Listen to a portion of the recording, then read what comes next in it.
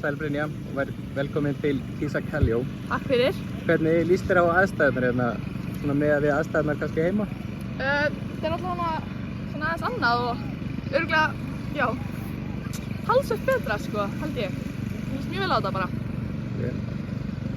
Ég tók eftir því að þið virðist allar vera bara mjög góða vinkonur í hópnum.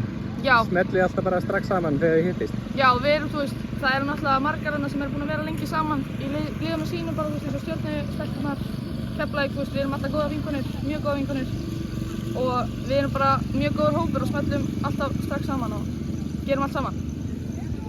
Veistu eitthvað í sambandi við stelpurnar sem þið þarf að spila móti á morgun þegar móti byrjar á Svíþjóð?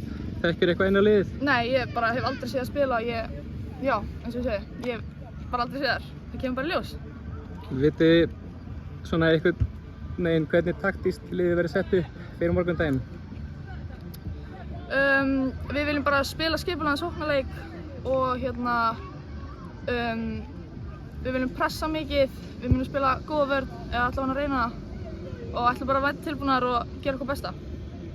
Veistu hvað þið ætlið að gera til þess að reyna að stoppa þér? Þær virðast vera dálítið hávaxnar.